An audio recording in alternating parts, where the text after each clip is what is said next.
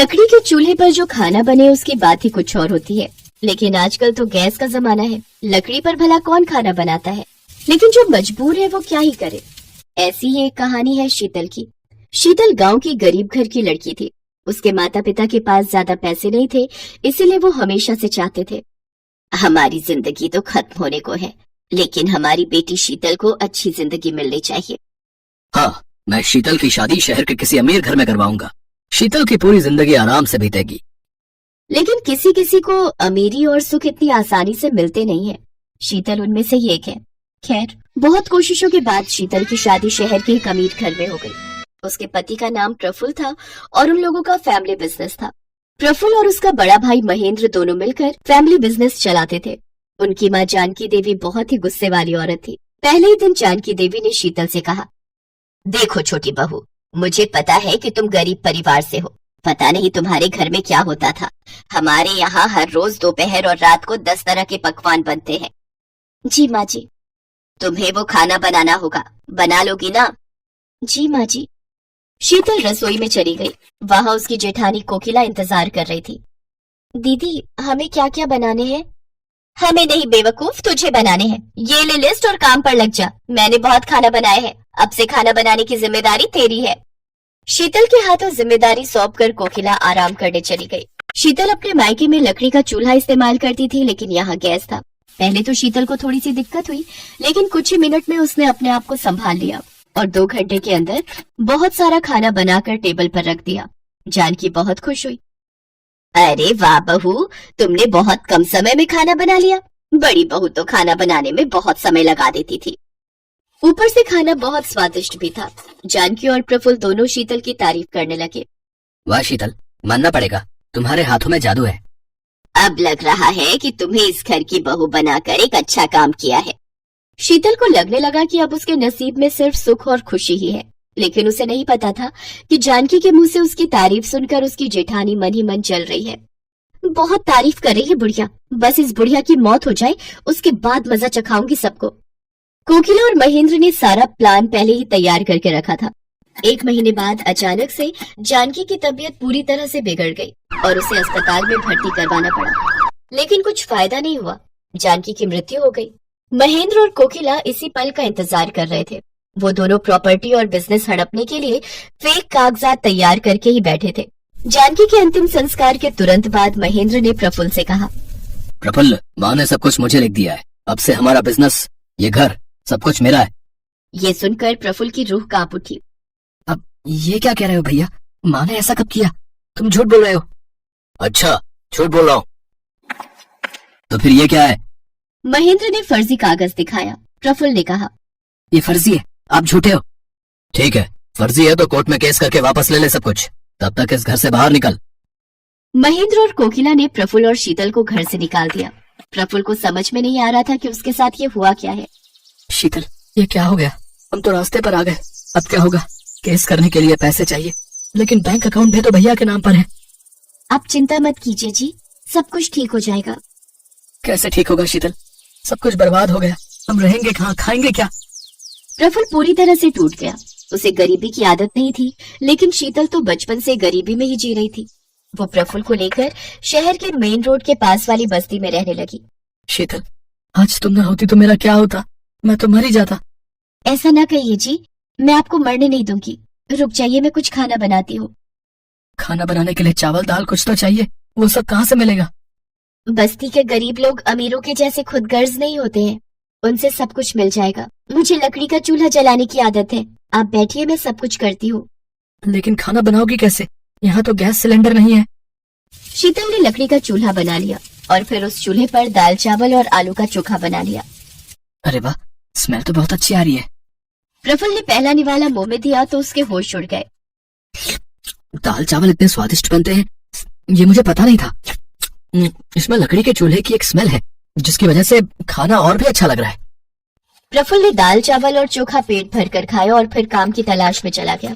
कुछ महीने मजदूरी करने के बाद उसने कुछ पैसा जमा कर लिया और फिर एक वकील को बुला लिया।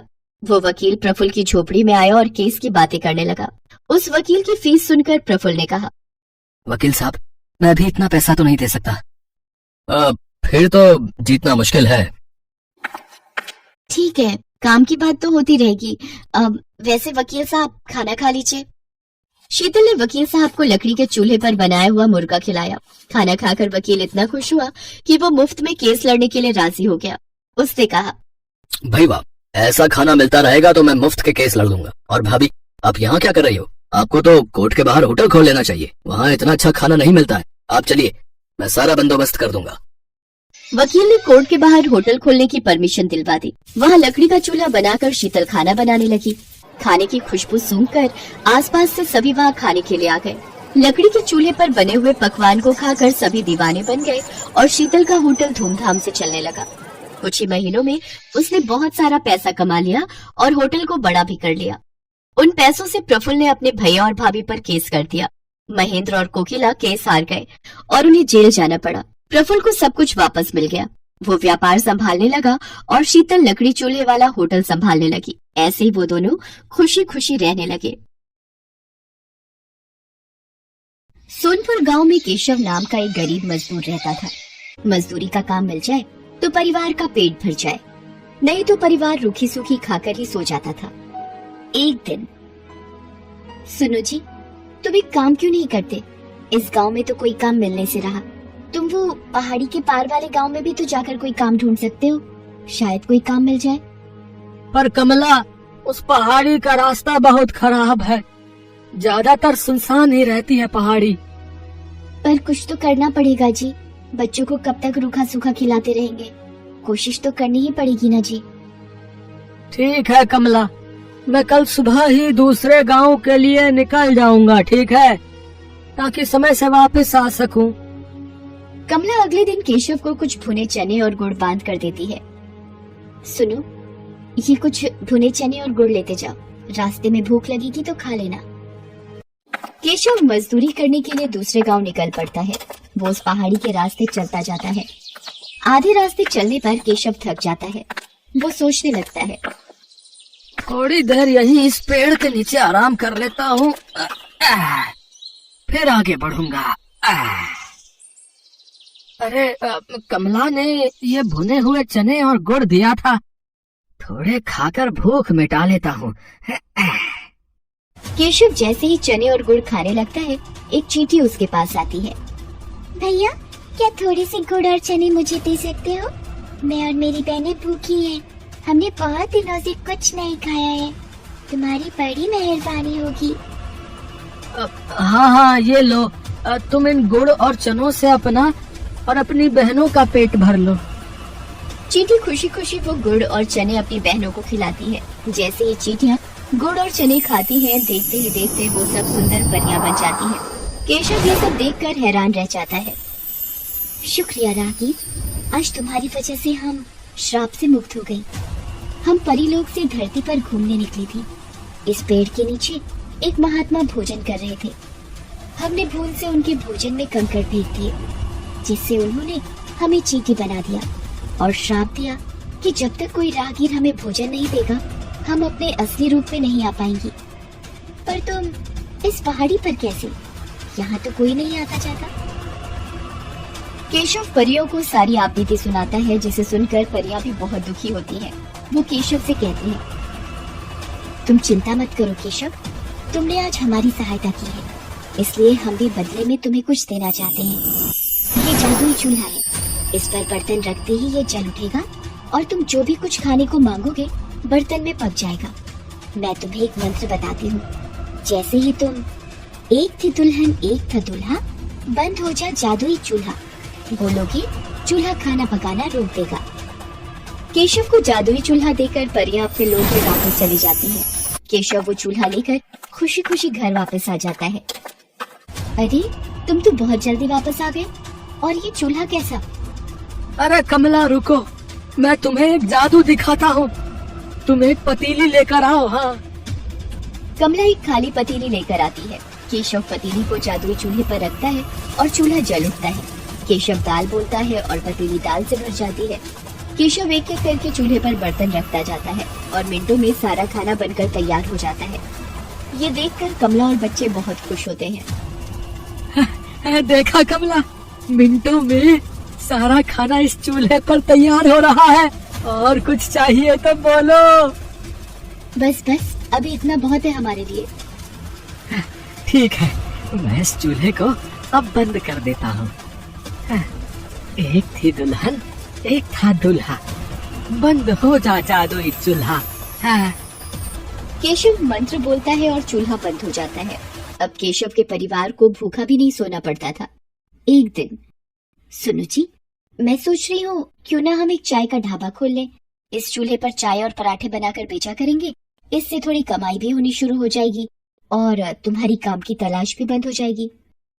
क्या तो तुम ठीक नहीं हो कमला, बिल्कुल ठीक है।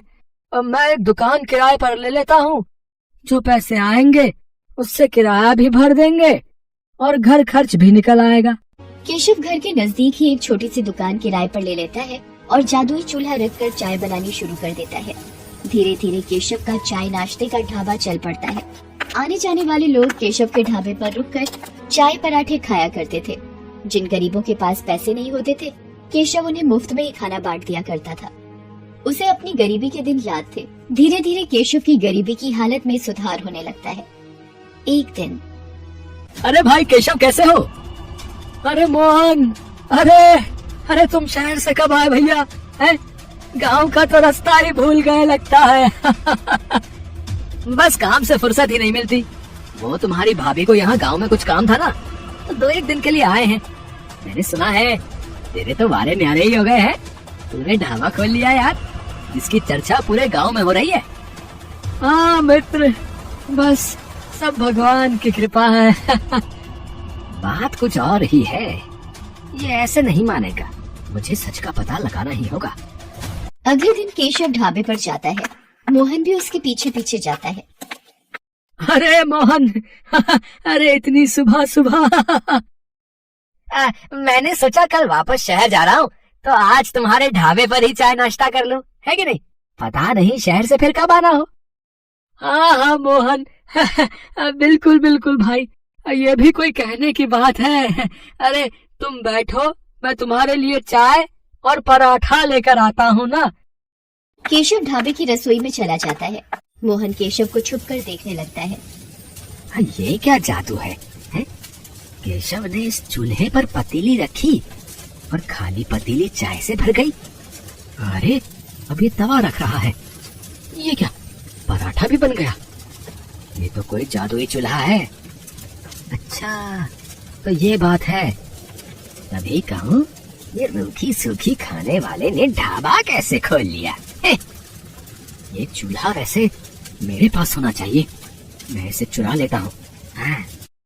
शाम को जब केशव घर लौट जाता है, मोहन रात के वक्त चूल्हा चुरा कर पत्नी के साथ शहर भाग जाता है।